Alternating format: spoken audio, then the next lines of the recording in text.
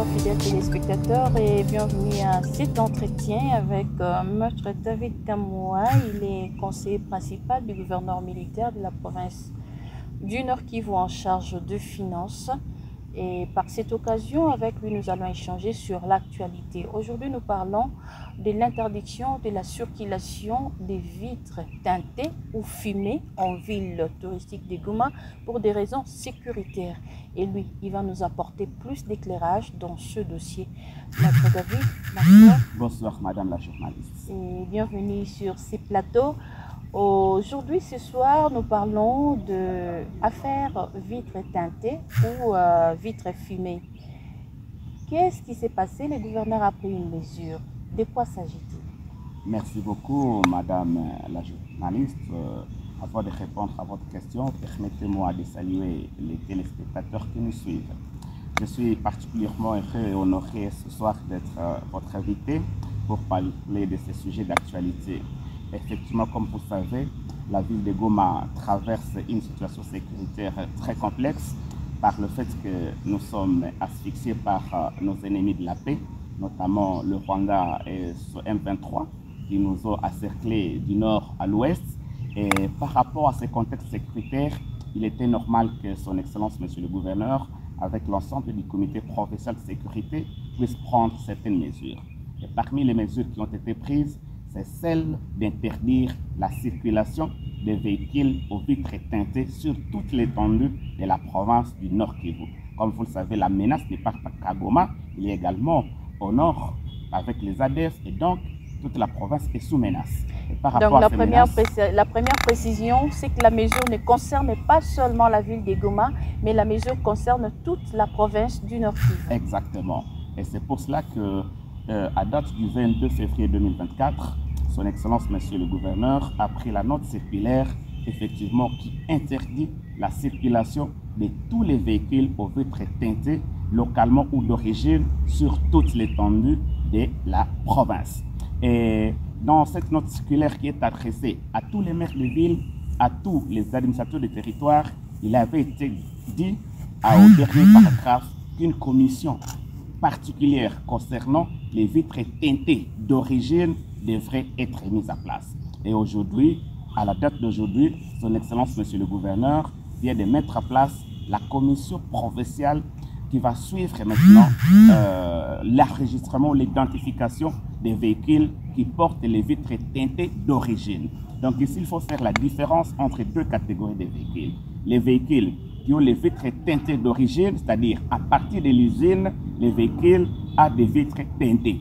Mais il y a des gens qui ont des véhicules qui ont les vitres teintées au niveau local, ou fumées, comme on l'a dit. Et alors ceux-là, déjà à partir du 22, ceux-là sont interdits de circulation sur l'ensemble de la province. Mais aujourd'hui, il est beau que la population soit informée que l'autorité provinciale ayant constaté qu'il y avait sur certains dérapages, vient de réglementer la circulation des véhicules aux vitres teintées d'origine.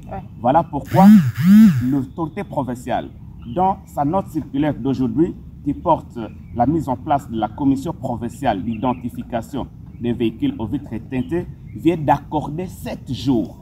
À dater d'aujourd'hui, 26 février 2024. À dater d'aujourd'hui, 26 février 2024, l'autorité provinciale vient d'accorder 7 jours à toute personne qui est propriétaire des véhicules teintés d'origine de se faire identifier.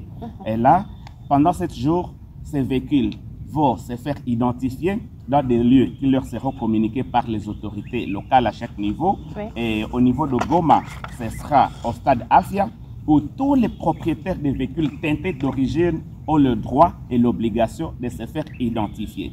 Et ils ont 7 jours pour ça. Donc je rappelle ici que la police de circulation routière n'a pas le droit d'interdire la circulation des personnes qui ont les véhicules aux vitres teintées d'origine. Ceux-là sont autorisés de circuler librement et de se faire identifier pendant 7 jours. Mais il faut préciser qu'il y a des charges liées à cette opération. Et comme ça se faisait avant, les personnes ou les propriétaires qui ont des véhicules teintés avec les vitres teintées d'origine vont se faire identifier moyennant une petite contribution comme ça se passait à l'époque. Et comme ça se passait à l'époque, les personnes, nous tous nous le savons et nous l'avons déjà fait plusieurs fois, ont payé 20 $ par véhicule. La différence ici, c'est qu'en se faisant identifier moyennant un petit paiement de 20 $, on doit recevoir sa quittance. Ouais. Donc, ce n'est pas de l'argent qui va être consommé par des individus, mais c'est l'argent qui va être canalisé par cette commission moyennant délivrance d'une fiche d'identification sécurisée. Cette fiche-là est sécurisée puisque cette fiche a un QR-code qui permet d'identifier les vrais et les faux. Et ces fiches vont être données à toutes les entités dès demain pour qu'effectivement, quand vous venez vous faire identifier, on vous délivre non seulement la fiche d'identification, mais également la quittance qui prouve que vous avez réellement payé vos 20 $ à la caisse de l'État. Il faut donc exiger la quittance lorsque vous allez vous faire identifier. Mais, Maître David, monsieur le conseiller principal, après 7 jours, qu'adviendra-t-il pour ceux-là qui ne seront pas en ordre? Merci. Donc, tous les véhicules aux vitres teintées d'origine, comme je l'ai dit, ont 7 jours pour se faire identifier pour des raisons sécuritaires. Alors, après 7 jours, si vous n'êtes pas passé vous faire identifier, là, vous tombez maintenant dans les fractions et en ce moment-là, les services auront le droit de vous arrêter sur la voie de circulation. Et là, conformément à la note circulaire qui vient d'être signée par l'autorité, le propriétaire sera soumis à des amendes. Et ces amendes sont de l'ordre de 50 $ par véhicule. Donc, après 7 jours, si les services vous attrapent avec un véhicule aux vitres teintées d'origine non identifiée, à ce moment-là, vous serez obligé de payer les amendes de 50 $ en plus de 20 $ de l'identification.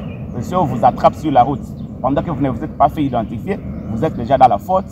Non seulement on va vous identifier, donc vous allez payer les petits frais d'identification, mais également vous allez payer 50 $ d'amende puisqu'on aura quand même 7 jours pour s'identifier et uniquement pour des raisons sécuritaires par rapport au contexte que nous traversons dans notre province. Maître David, la loi semble être encore plus dure pour les personnes, pour les véhicules des autorités ou les véhicules des officiels qui ont des vitres teintées. Effectivement, par rapport à la première note circulaire, il est accordé des dérogations. Donc, les véhicules des officiels, les véhicules des Nations Unies, les ambulances, disons, les ambulances et tous ces véhicules-là, les véhicules qui ont des plaques des corps diplomatiques, ces véhicules ont le droit de circuler avec des vitres teintées d'origine ou pas. Pour les autorités et l'arrêté, la note technique, la note circulaire a été claire. Les membres du gouvernement, les autorités nationales qui sont à mission ici à province, les membres du bureau provisoire de l'Assemblée provinciale, les membres des autorités des conseils provinciaux de sécurité, notamment l'ANER, la PNC, l'armée, et tous ces véhicules, eux, sont exemptés de l'identification pour ce qui concerne les vitres teintées localement. Moi, pour les vitres teintées d'origine, même les véhicules des autorités, les véhicules privés des autorités sont concernés. Et ici, il faut dire que ce sont les autorités qui doivent donner l'exemple. Voilà pourquoi ici, on n'accepte aucune exemption, sauf les véhicules qui ont les plaques des corps diplomatiques et du système des Nations Unies. Ceux-là sont exemptés de se faire identifier, même s'ils sont teintés. Mais pour tous les particuliers, pour tous les officiels, si ce sont des véhicules privés, ces véhicules également doivent être identifiés s'ils sont des vitres teintées d'origine ou pas. Je voudrais quand même que la population soit informée de la composition de cette commission. Puisqu'à cas de souci, les gens ont le droit d'appeler les membres de la commission s'il y a des rapages au niveau de l'exécution. Alors la commission au niveau provincial, elle est composée du conseiller principal en charge de l'ordre public et sécurité, qui est le président. Il est secondé par le conseiller principal en charge du transport, qui est le vice-président. Il y a le délégué du commissariat provincial de la police, qui est le rapporteur. Il y a le délégué de l'ANER, qui est le rapporteur adjoint. Il y a un délégué de la division provinciale des transports et voies de communication. Il y a le délégué de la DGM, qui est membre. Il y a le délégué du parquet près la cour d'appel, qui est membre. Il y a le délégué de l'auditorat supérieur, qui est membre. et il y a un délégué de la Commission nationale de prévention routière. Vous allez constater que toutes les autorités et judiciaires et de l'armée et de la sécurité, tous sont dedans, puisqu'ici le gouverneur ne veut pas qu'il y ait trafic d'influence. Vous êtes colonel, vous êtes général, vous êtes également soumis à l'identification si vous utilisez votre véhicule privé. Voilà pourquoi l'autorité a tenu que tous ces services au plus haut sommet soient membres de la commission qui est chargée d'identification des véhicules aux vitres teintées d'origine.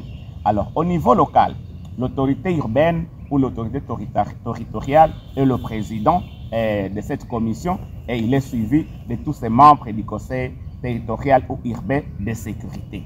Et avant de terminer, il faut que je forme la population que l'autorité provinciale est très sévère, comme je l'ai dit, contre toute personne qui serait tentée de faire trafic d'influence. C'est pour cela que l'autorité a dit que toute autorité de quelque service que ce soit qui fera obstruction à l'application des présentes mesures s'expose aux sanctions disciplinaires exemplaires. Et donc, il ne va pas être accepté des autorités ni militaires, ni policières, ni sécurité, ni politiques, ni administratives qui vont tenter de faire obstruction à l'exécution de la présente mesure. Je rappelle que toute personne qui a un véhicule privé aux vitres teintées d'origine a le droit de circuler au moins pendant 7 jours et pour se faire identifier. Donc, les gens ne seront pas arrêtés avec les véhicules aux vitres teintées, mais à condition de se faire identifier. Après 7 jours, les gens vont payer des amendes de $50 plus les frais d'identification. Parce que vous parlez des amendes, il faut préciser, Maître David, que les amendes des officiels sont plus exemplaires que les amendes des citoyens ordinaires. Exactement, puisque les officiels ont l'obligation d'être des bons modèles. Nous devons prouver, démontrer l'exemple. Et ici, je dois également donner une autre précision. Pour les véhicules aux vitres fumées localement, que nous appelons fumées tout court, ceux-là, les amendes sont fixées à $100 si on vous attrape, même aujourd'hui. Donc ceux-là, on n'accorde pas de délai. Pour les véhicules fumés localement, c'est illico, la mesure s'applique immédiatement et les amendes sont de $100. Et si j'attire l'attention de la police pour que les policiers ne puissent pas fixer pêle-mêle les prix comme ils le veulent, comme ça s'est passé il y a 48 heures, $200, $300, non. L'autorité a voulu mettre fin à ces désordres en réglementant un tout petit peu cette mesure. Donc, les vitres teintées localement, si on vous attrape dès aujourd'hui et que vous n'avez pas enlevé ça, vous allez payer $100 d'amende. Mais pour les vitres teintées d'origine, c'est $50 après une semaine si on ne se fait pas identifier. Voilà la précision, madame, que je voulais apporter.